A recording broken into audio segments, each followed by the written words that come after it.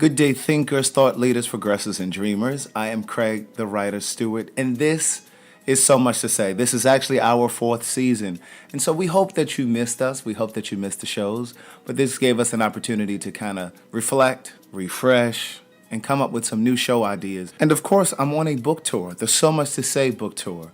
I'll be in Maryland, South Carolina, Los Angeles. Those details are on my website, www.craigthewriterstewart.com. Just click on the Where He'll Be tab, and all of the details are there. So if this is your first time listening to So Much to Say, do me a favor right now before we begin.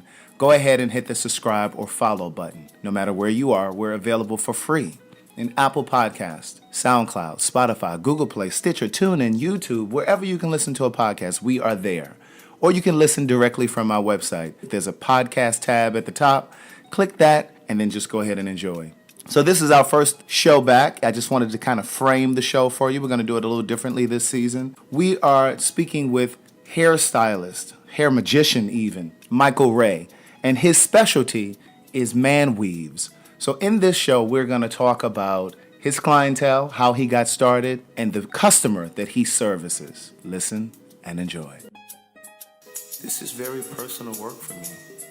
Politics. I believe I was called to tell my story, use my voice, be a voice for the community, to speak to and for a community of people that's been ignored, denied, overlooked. Religion. This is my life's work. Religion. I want to use words to uplift, heal, inspire, encourage. Do something different. Every Monday at 10. So, a lot of times people use topical treatments. Yes. Like kaleidoscope. Yes. Like that's a big thing like on Instagram. Yes. And it's supposed to be like these miracle drops. Do you think things like that work? And then I know some people use like African, what's the oil called? Jamaican castor oil. Right. Those things do help to rejuvenate hair growth. Kaleidoscope? Or Not kaleidoscope. Not kaleidoscope. Oils and things that, like peppermint oil, tea tree oil, that help stimulate blood circulation to the scalp. Helps with hair growth. Hair growth, if it is in a particular way. If you are like something, say for instance, something's just going on hormonally or something is going on with diet, that's one thing. But if you are predisposed to male pattern hair loss, it's not going to help. It's not going to help. Now, aside from that, do you think products like Kaleidoscope work? Because like it's all the rave.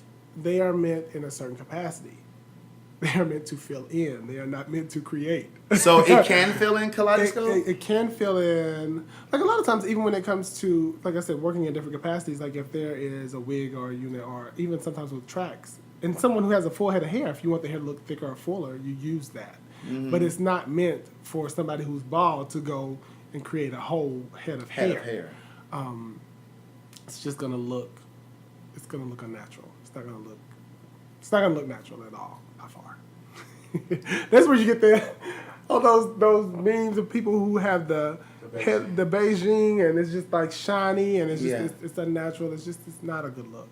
To fill in, it's one thing, but okay. So when I think about hair weaves, initially I think about women, and I think most people probably think about women being like a hair unit or piece being for women. But would you agree, or would you say something I would different? completely disagree. Okay. I think that you have to look at the context. When you look at historically and throughout various cultures throughout history, wigs have been worn by men and women. Even ancient Egyptian wigs were worn. You have the powder wigs of the English, where men wore wigs, and I don't know all the details about that, but I know that the judges or someone in the political arena wore wigs. Yeah. So there's been different moments and times where men have worn wigs, and it's not exclusive to women. But currently, in our current state, most people do refer to extensions, wigs, and weaves, and they think of women. But men have been wearing toupees for a long time. They've also been wearing wigs, and especially in the film industry, where you have to change up looks, or hair has to be, you have to have time period changes. Right. So there's different things. And now that veil has been broken, and a lot of things that used to be really, really exclusive have become mainstream and very common day. Like lace front wigs at one point were very exclusive to a certain, I don't want to say caliber, but a certain group of people who were performers or people who were in Broadway, or people who were performers. But now your girl around the way is wearing a wig. Right. So, Because, I mean, initially weren't like lace front wigs initially intended for like television, film, and stage? Yes. But you have everyday people walking around wearing them now. Because you weren't supposed to see the line in the front. You're not supposed to see that.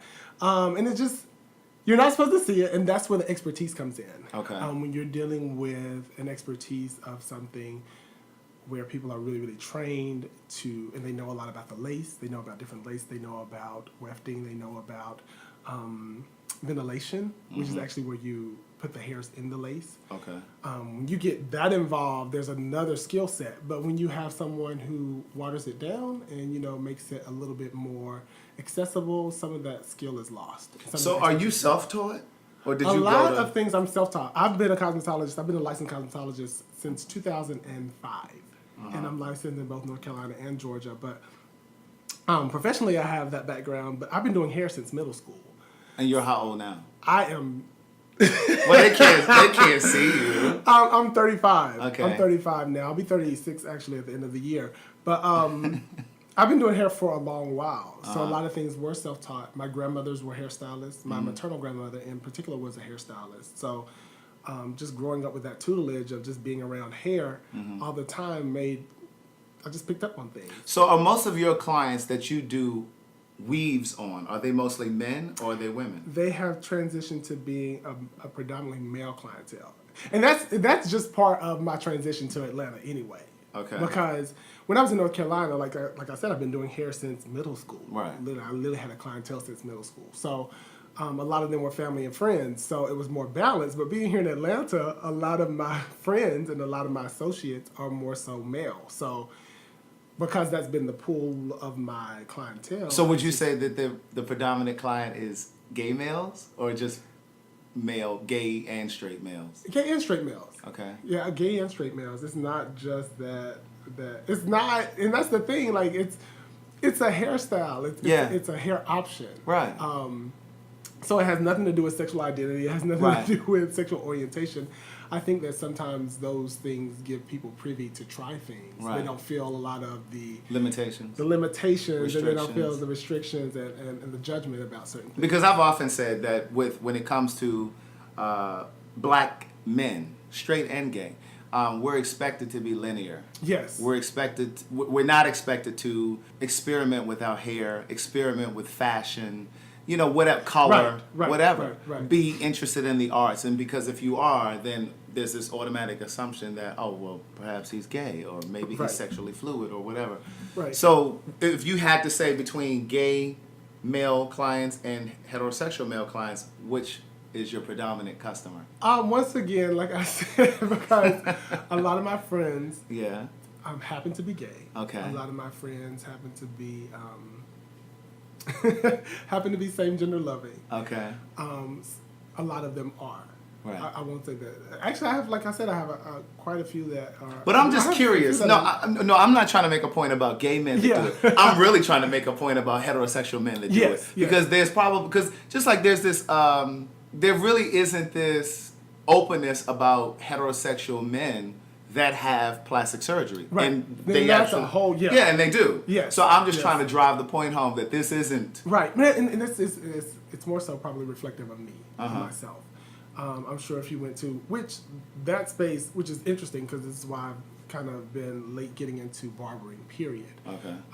That space and that male-dominated space and that very testosterone-driven space has always been something I kind of shied away from. So It you're just didn't saying fit. that most of your clients have traditionally been women? Yes, Okay. before getting into male hair extensions. And I Be- started this about 2013 and kind of went from there, really starting to do more male extensions. But I really hated going to barbershops. Because of it was just this macho male, machismo. yeah, just this chauvinism, and I really never liked those spaces. I Okay. didn't like and it had nothing to do about, it had to do with actually the thoughts in the way that people would talk. The way thoughts and mentality. Yeah, the way that men would talk. And the conversation. It just was not something I wanted to be around. Right. You know, it kind of makes me think of when I was applying to colleges. I remember guidance counselors and people saying, well, why don't you apply to Morehouse? You should go to Morehouse. And for those listening who may not know, Morehouse College is an all-male college. And because I was unsure or struggling, rather, with my sexuality at that time, I didn't want to go to an all-male college because of those same reasons that you're talking about. I didn't feel comfortable in those spaces. Now, I'm beyond that now. But, like, I didn't feel comfortable in those spaces where it was all men. Now, of course, knowing what I know now, Morehouse, those, well, no, I know what you think I was going to say. No, that's a read. But no. What I was going to say was, what I know now is Morehouse students, they actually blend the students. So some of the, so you thought I was going to say something else. No. But some of the students at Morehouse actually have classes with Spelman girls. So the classes are mixed. Okay, yeah. Some of them. Okay, you know. That's not the point that I thought you were making. I know. But no, I was gonna say actually, that's my family. A lot of the males in my family have kind of made those spaces a little bit more comfortable for me. But typically, I never liked being in those spaces with a lot of men. I always like to be in spaces because, and the sad thing is, a lot of times women tended to be a lot more. They used to be a lot more thought evolved. But I must say, women sometimes shock me when it comes to their response to men wearing weaves. So start me where you said thought evolved. Why did you say women used to be a lot more thought evolved? Because when I would talk to women or would be in those spaces, a lot of times because of what they experience, they tend to be a little bit more present as far as their emotional space or as far as being communicative. And just being able to talk about their ideas and where they're at and their perspectives. But there are certain things that women would talk about that would just jar me. And like case in point, I'll never forget, Erica Campbell had made a post in response earlier on when a lot of my work was circulating, like the Shade Room, and Erica Campbell from Mary had made a comment about just go bald, like in reference to men. In other words, don't use the option don't wear male extensions. Right. And it's like, you are a woman, first of all, who's in the inspiration, in inspirational music genre. And you're also a woman who wears weaves and extensions. Right. You're a black woman. So you should, and I thought because of those identities that she would have a more evolved and not be so limited in her thinking. Yeah.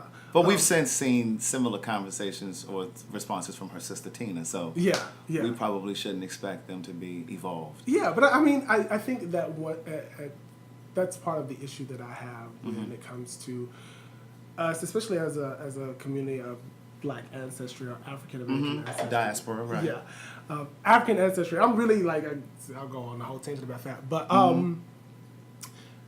how we approach the world with experiences that may be alien to us. Right. Yeah. Some things I haven't experienced, but I should be able to relate. Be open to it. Even a dialogue. But that's part of what I wanted to try to do with this podcast. That's really why the germ of why I wanted to start this podcast, because it's not just about conversations about man or male hair pieces or sexuality. It's also about travel. When we talk about people of color or black people, because I'm speaking from a space of as a black person, we're sometimes very limited in our travel. Like, we'll go down to the Caribbean, we'll go down to the Bahamas and swear we're doing something, or we'll go down to Jamaica, but we won't go to Thailand or Beijing, and just places like that. Let me ask you this: did you get into man weaves, quote unquote, because you needed to have hair extensions? Yes. So being a cosmetologist and being well versed and well knowledgeable about hair loss, male pattern baldness, and what I was expecting, because not only is my father bald, but it actually comes through the trait from the maternal side. Yeah, so it's a trait from the mother's side. So if the maternal father is bald, there's a likelihood that the son will also lose hair. Or even sometimes the daughter, too. It just depends. But so I knew that was something in my future. Right. And I was dreading it with all preparation that I could make to try to curtail it. So when did you start experiencing hair loss? 20s. Okay. Around my 20s. Yeah, by the time mid-20s, I really started noticing a lot of hair loss. Okay.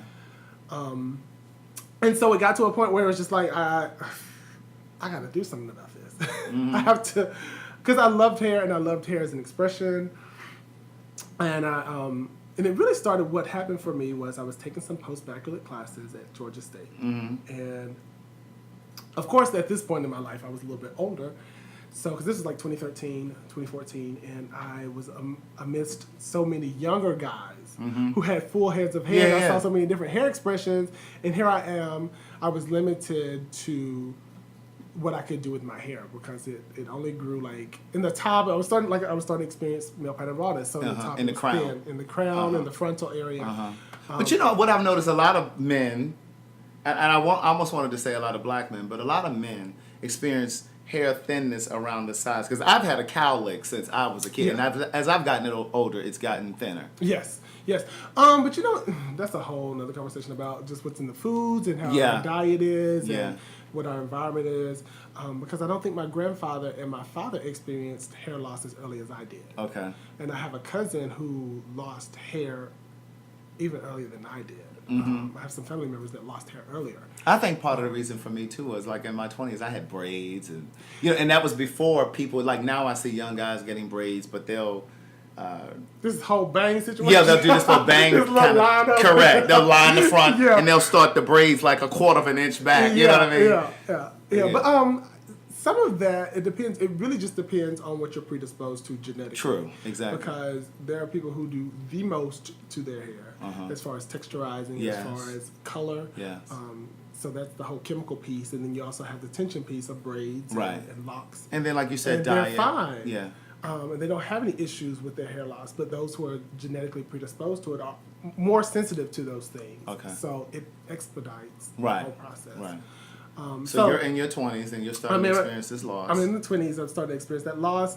So I had just started wearing a buzz. I had just started wearing a low fade. But then, like I said, I was taking the postbaccalaureate classes, and I was seeing all these guys with all these different hair expressions. And I was like, well, let me just try something. You know, like these people are, I was new to Atlanta. Okay. So you didn't put your first weave in It was for yourself until literally you were in Atlanta? 2013, 2014. Okay. Yeah. And so you tried on yourself first? Yeah. I mastered it on myself first. Okay. And then I had a friend who was like, man, your hair is dope. I want to try it. And so I tried it on him. Didn't show his face. Okay. I did like this little wave Caesar cut. So was he experiencing hair loss too? He was experiencing. So this only works for people who are experiencing hair loss? No. Okay. Hair options and hair extensions, male hair extensions are for there's a whole array. variety Right. of expression. Well, let me say this too for those that are listening.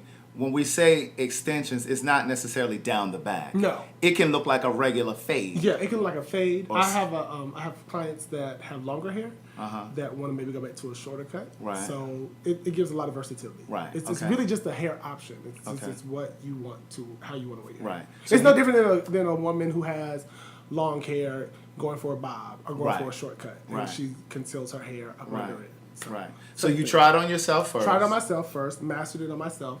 And because I had a well-versed knowledge of working with weaves and extensions with women, it became very applicable for myself and working with men. It was just making it a little bit more masculine, having Right. a more masculine appeal. Okay. Yeah. So you tried. So then your friend said, "I want to try it." And then my friend was like, I want to try it. Did it on him. And it was on my social media for a long while. And it wasn't until I was at the hair show and I was actually working with Mono's hair. And she had liked the picture or something, and it ended up circulating from there. Then Healthy Hair Journey had reposted it, and then next thing I knew, the Shade Room had reposted it, and all of the things were really, really positive comments. So it was really, really like, wow, what's this happening? And it was really the one thing that the Shade Room was commenting on was how you wouldn't be able to tell. Right. And that was one of the main things. A weave or an extension, I don't care, male, female, in between, whatever, trans, whatever. If you have an extension or if you have some kind of weave, it should look as natural as possible, Right. in my perspective. Right. So yeah, that was one of the things that was a compliment. So how did you know how to charge? Because at this point, you had just done it for yourself and for your friend. Yeah. You hadn't done it for you hadn't. But I mean, it's the same thing. It's just I made it applicable for men. So it's like the same thing I would charge my women clients. So how much would it cost for a man? Typically, That's the thing. I when it comes to the pricing, it varies. And it varies. It Okay. literally varies. It depends because I've worked in various capacities. Mm-hmm. I've worked session work. So session work is a whole nother rate. Session work meaning. Photo shoots. Okay. Things that pertaining to that.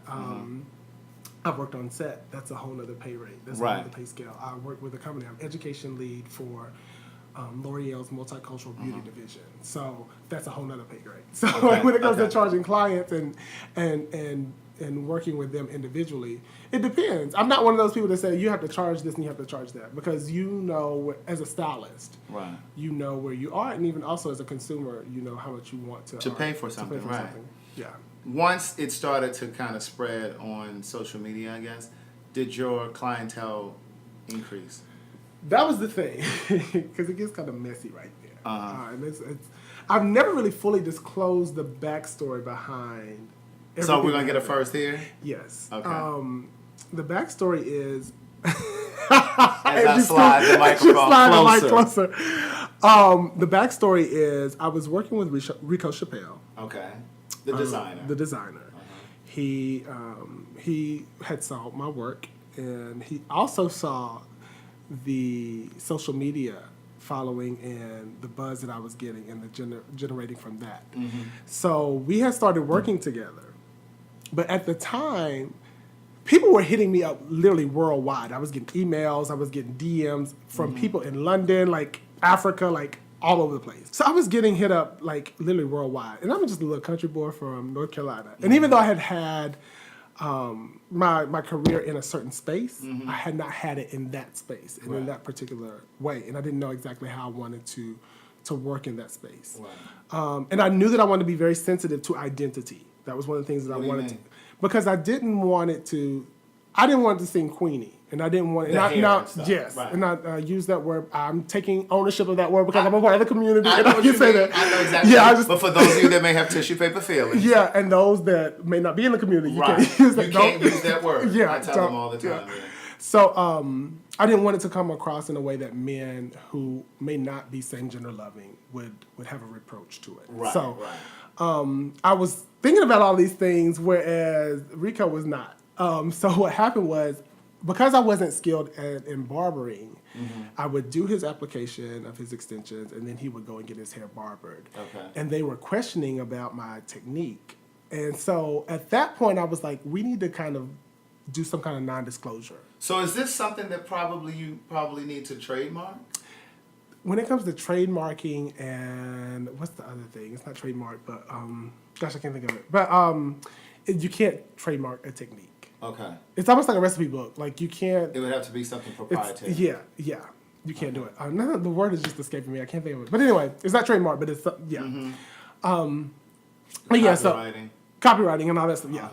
Licensing. So he, because I asked him to sign a non-disclosure agreement, because he was getting a little mouthy and just, Right, and telling people. and just telling people about the technique and things that, and that's the hard thing as a stylist. We do things, and because of this technique, it's not hard for another stylist to peep game and then and recreate it. Right. And so I wanted to keep exclusivity at that time for that. But like I said, I asked him to sign a non-disclosure. He was like, it's too late. We're too far in the game.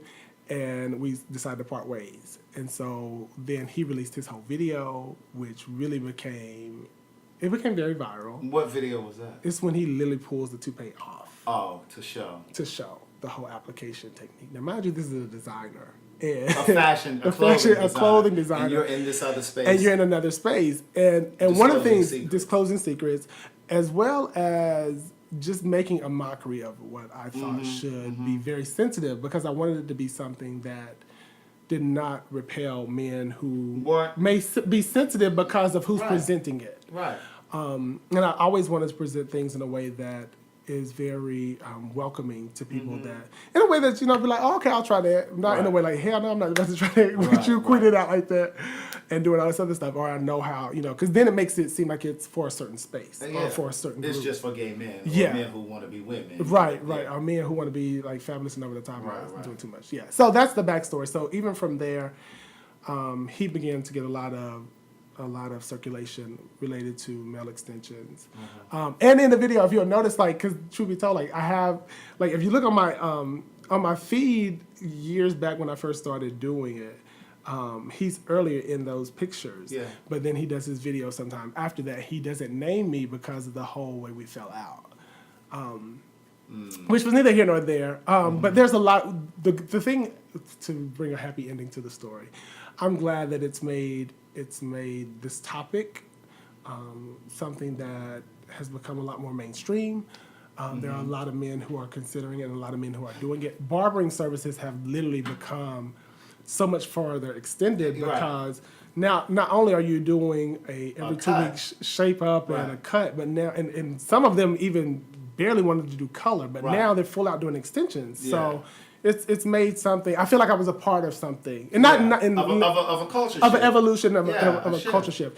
And then also too, because I don't like to unjustly take credit or say that I was a part of something.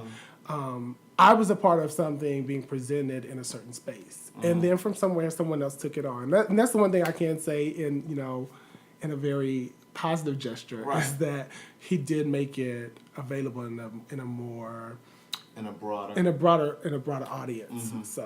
So how long does it take to install? Is it quicker to install a male or a female? It's a lot quicker to install male units. Okay. Because it depends on the situation. With a lot of times with women who have hair, you have to conceal their hair first and then do the application. But if a man is bald and he's rocking a George Jefferson, it is literally like glue on, paste on, and ready to go. So do you use the same sorts of hair, or do you pull from a different? Hair depends on stylistic options and choices. So I'll use myself for example. I tend to like my hair to be straighter or wavier.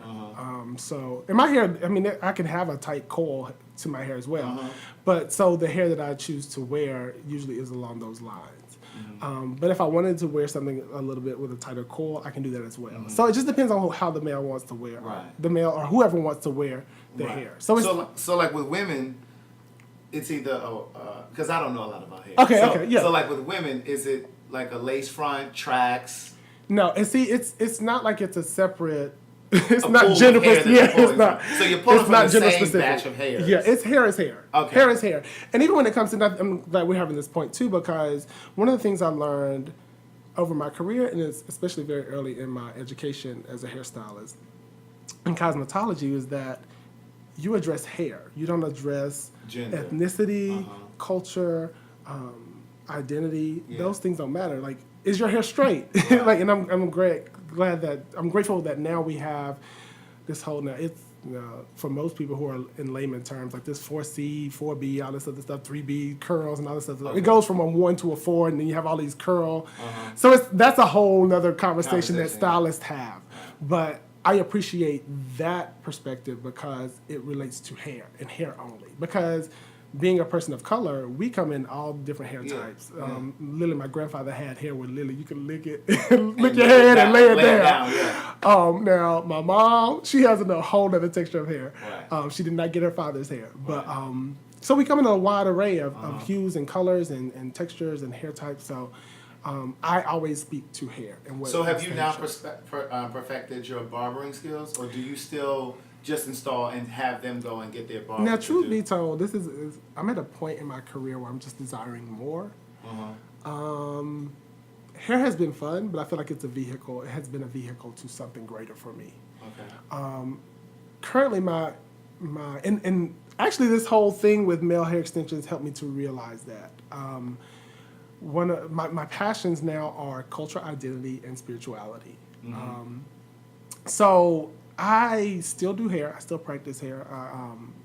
Really, right now, and even with being clientele-based, I'm not trying to focus so much on being clientele-based because I don't want to be limited. Right. So you're meaning you want to be more. I freelance currently. Right. So, like I said, I work with L'Oreal. Right. I do set work. I do session work. Right. I work in a variety of capacities.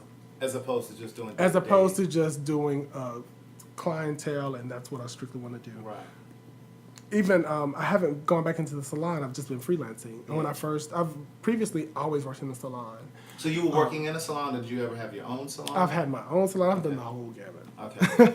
I worked in a salon earlier on. I started my career in Charlotte, North Carolina, with Derekas Crawford at Hair by Him. When I moved, then I moved to my hometown of Shelby, North Carolina, and I did my own business there. Then I moved here in 2013. I worked at Derek J Salon at the J Spot. J Spot. And then shortly after that, I worked at Nick Nelson's salon, pressed hair. Okay. And then I just decided that for me, it was a better fit for me just to freelance. Okay. Because I just knew at that time I was just kind of wanting to be able to move more freely. And was there ever a period when you decided to freelance that it was a grind, if you will, where you were like really like hustling to get to the L'Oreals and to the set work and that kind of thing? Or had you taken that leap once there was a buzz behind what Michael Wray does? Well, this is the thing. My life has been, and this is why I'm at this point where I'm really just trying to decide my next direction. Mm-hmm. I've always had guidance, and I've always had what's called providence that's been leading me. I'm really grateful to know a lot of the best hairstylists in the world, and it just happened by happenstance. Like Johnny Wright is a good friend of mine. And that's who was doing Michelle Obama's hair. right? And it's not like I was like, oh, I have to strategically move in this way and network with this group of people. It happened before all that moment happened for him. That goes to the idea of your gift makes room for Yes, for you. yes. And so even with Larry Sims, who brought me on the latest project, one of the projects that are going to be released in September the 21st, Napoli Ever After, that I just worked on. No, I'm not familiar with Larry Sims. Larry Sims, you need... I'm Larry not is a the hair man. person. I'm a But writer. Larry is the man. Okay, who is Larry He Sims? does everyone's hair in L.A. Okay. He's really huge in L.A. This is a black guy, white It's guy? a black guy. Okay. He usually works with Sanaa Lathan. Okay. Gabrielle Is he the one that Union. cut her hair? Now, he cut her hair. He was behind all the looks. Okay. Now, here's a little bit behind the scenes. Larry worked the first part. I was working in Larry's space when he had to take a leave? vacation Okay. in between the project. And so I filled in for him. So it was right after she had shaved her hair on camera. So it was literally like she had patches over all over the place. So yeah, it was that moment when I had to step in. Okay. So I was able to shave her hair, give her a nice buzz, and then start the whole process for her. Okay. And Larry already had the pieces set out and the looks already established. How long does this man weave last? So it depends on your personal lifestyle. It's just like So like working out so and working swimming. out. So it depends on your application too, because Okay. there's a variety of applications. There's this. Sound like we're getting expensive now. No, well, the funny thing is, Samaj, and I'm not sure of his full name, but I know him as Samaj. But anyway, he has mastered a technique where he uses bulk hair and glue. Bulk hair. So bulk hair is just like free loose hair. Okay. It's not on a weft. It's not on a track. Right. And he masters this look that uses that technique. That's one technique. Then there's lace systems, which actually has a lace unit. And then there's also the quick weave technique, where it's on a weft and you glue the hair and you just glue the tracks you glue them in sequence and create the style and create the look. So those are three of the most common techniques that are used. Each one of them have a different duration. Okay. With the bulk method and the quick weave technique, both of those don't lend more so to reapplication. So in other words, once it's washed out, it's done. it's done. Right. It's done. Okay. Now with the quick weave, it depends on what kind of foundation it is. You can sometimes reapply it, but it's not really Recommended. made to do that. Okay. When it comes to go ahead. When it comes to the lace systems are typically designed for reapplication.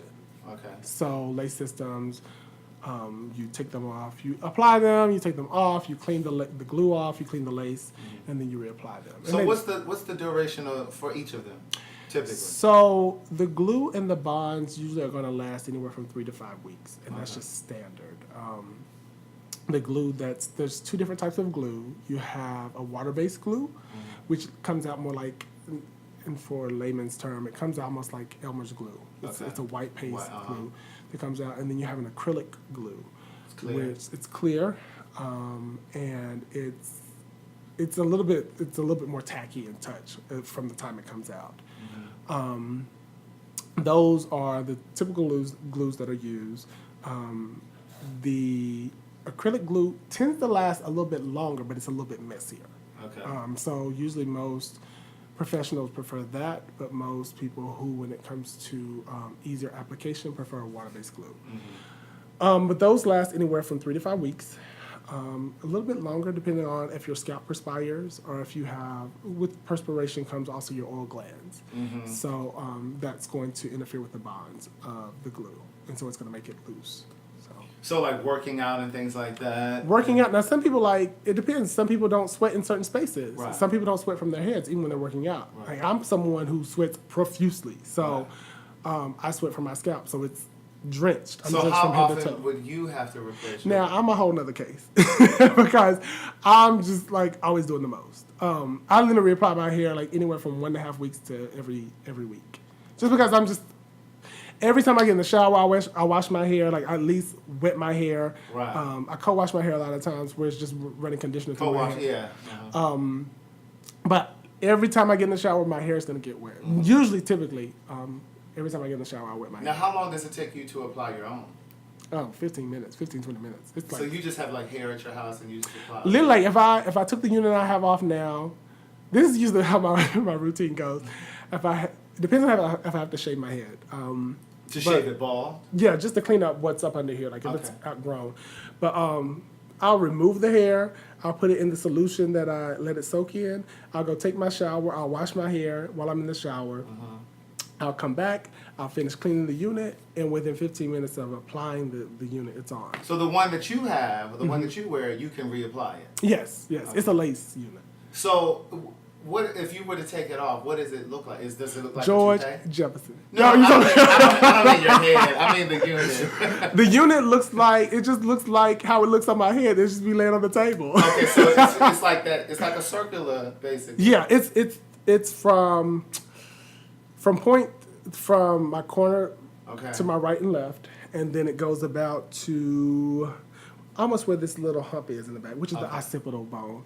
What is it called? The occipital. So it's so funny because I, as being a cosmetologist, I'm used to very, very specific terms. So it goes from parietal ridge all the way to the parietal ridge, all the way back to the occipital bone.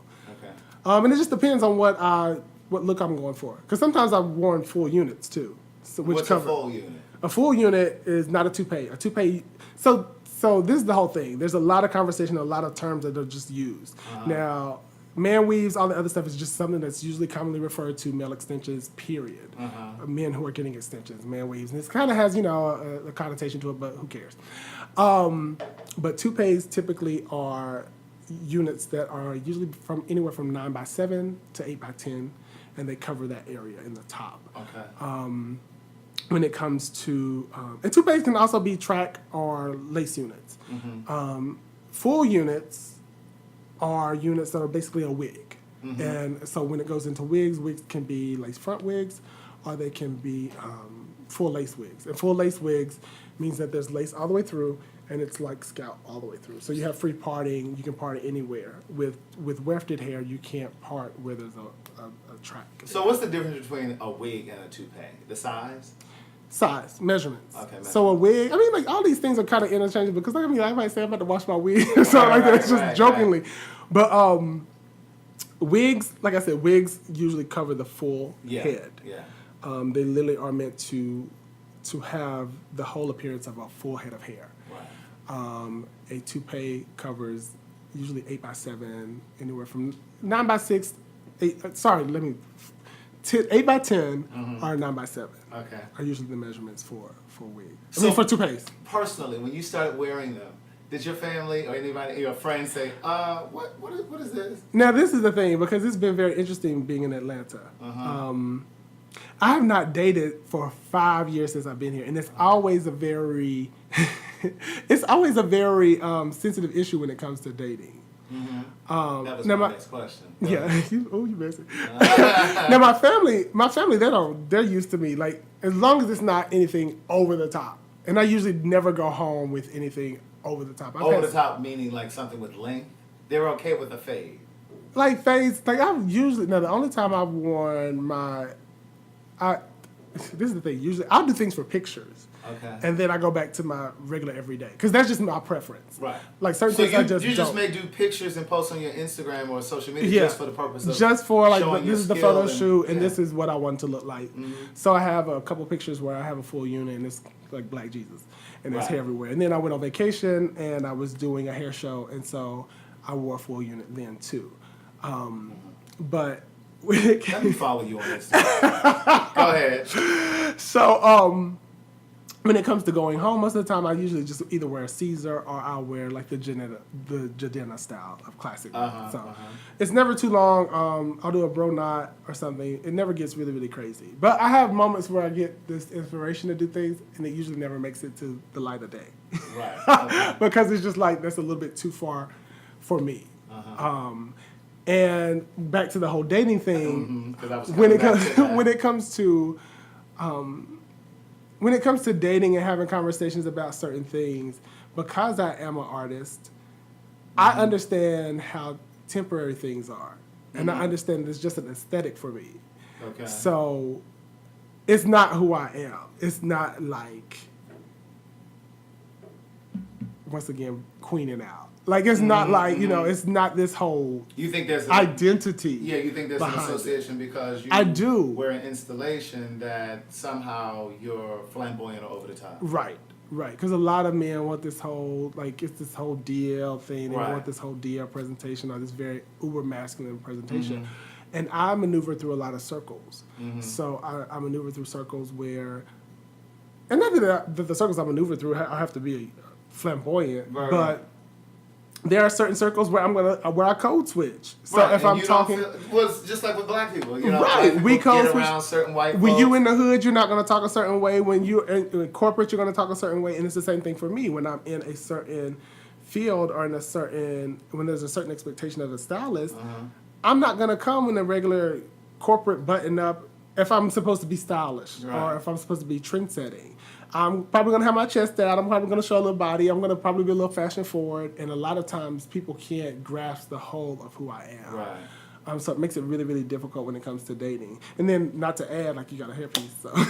So have you ever felt, I guess, nervous to acknowledge or admit to somebody that maybe you're interested in or in a dating context that you wear? I mean, I know that it became viral in a sense, Right. like with your work, but we can't assume that everybody that you would encounter Right. would know about it. Right. So is there this period where you ever feel like, oh, how am I going to tell him that this is not my hair? Yeah, you know what? And I was almost tempted to pose this to women. Because it's like, Right. like, girls, like, How do you let him know that what's you y'all's are typical like right? Tweetbird? You know what I'm saying? Girl, that ain't really my hair. Right. So help a brother out because Right. I'm not used to this conversation. Right. Because for me, it usually just kind of, most of my friends tend to know.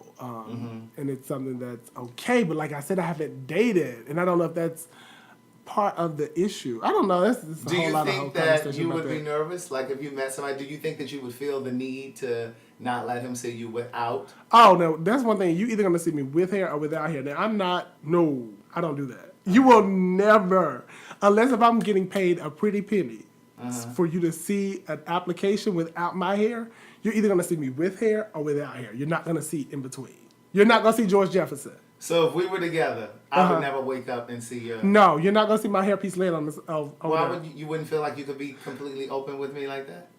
It's me personally. That's my own personal standard.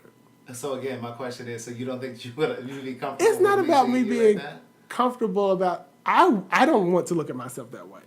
Okay. There's certain ways that I just prefer to enter the world, and I'd rather even be in my private space in that way. Like literally, if I'm at home and I don't have my unit on, I only leave my unit on for a short amount of time because I just don't like that whole like it's like either you're there or you're not. So do you have to sometimes allow your scalp to breathe? No. Because my hair and my scalp has become accustomed to the application. Now, at first, that's one thing when it comes to people a lot of my clients that I have to let them know.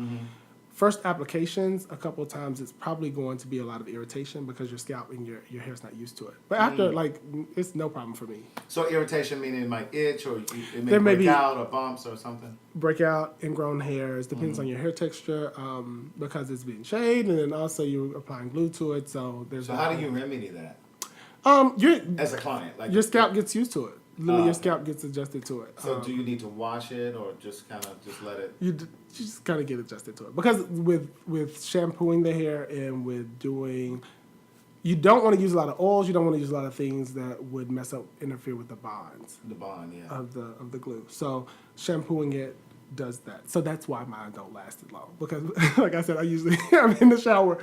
I do the most when it comes to my whole grooming thing. But the scalp gets accustomed to it after time. Interesting. Are there instances where sometimes you see people who probably have man weaves that we don't know, that maybe the rest of us may not be able to recognize because they are just that good? Yeah. Well, it depends. Most of the time, if you just know that their hair has not... Certain things I pay attention to that I know to notice that others may not. Whereas the untrained, I may not be able to see certain things I do notice. Typically I'm one of those hairstylists too that I don't judge other people's work. I let people be in their own moment. So if that's your moment... Are you ever out and you see somebody and you're I like... see a lot of hair that I personally would not like to wear or do. But are there instances where you're out and you see a guy and he's thinning or whatever, you can see he's holding on to this little bit of hair, and you're like, listen, I can help you. Do you ever feel like that? Like I said, I like to allow people to be in their moment. Now, you already see and you know what I do. Well, and if they don't know, Right. that's another instance. But I just think at this time, and I don't know, maybe sometimes I think that with being in Atlanta, everything's so common and becomes so viral. It's just like either you know about it or you don't. Right. So sometimes when I'm in areas that aren't as much talk about things or it's not as trending, sometimes it is putting people on to things. But things happen so quickly here in Atlanta. It's a trend and people are on it really, really quickly. So it's just like if you are still, that may be something you're not comfortable with. So then I just let them have Do a you moment. find that your clients, male clients, are often embarrassed or want to be anonymous, if you will? Yes. They don't want anybody to know. Are there Yes. instances where they have asked you to sign a non-disclosure? No, I'm very, very respectful of that. And that comes from my own, like I said, even myself. I don't like people to see, like you're either going to see me with hair or without hair. Now, I did have an instance, I just thought about something. I did have an instance where someone saw me without my hair, but it was a client. So we were sharing in our moment, And you let them see. yeah, because I was actually about to apply my hair, so I was in between application, but and I was servicing his hair, so it was just like we were sharing a moment, and it was like relatable. But otherwise, it's like a very closed. Right. I don't like to even when my clients, I try to keep the spacing out so there's not a lot of Right. Overlap. intersection of Right. you seeing, and especially like even if I do have clients that intersect, what I'll try to do most of the time too is even retain their privacy as it relates to not allow my clients to see them until their hair is either reapplied or concealing it when it's not on. So because I just Right. man. So you space the appointments out so that there's no overlap. Yeah. I'm always surprised at the guys who allow their pictures to be circulated and you're showing your whole process. Kudos to you. That you, like I said, you will not see me. You are going to see Michael either done or without hair. Like you're not going to see the in between. Well, listen, I appreciate you coming on the podcast to share your experience and your knowledge on this topic. If this is your first time listening to So Much to Say, the podcast is available for free in Apple Podcasts, SoundCloud, Spotify, Google Play, Stitcher, TuneIn, wherever you can listen to a podcast. We're here each and every Monday at 10 a.m. Eastern Standard Time. Tuesday through Friday, I am live on Facebook. My Facebook is Craig the Writer Stewart. And for information about me, my books, or where I will be touring, visit www.craigthewriterstewart.com. Be safe. Keep loving yourself.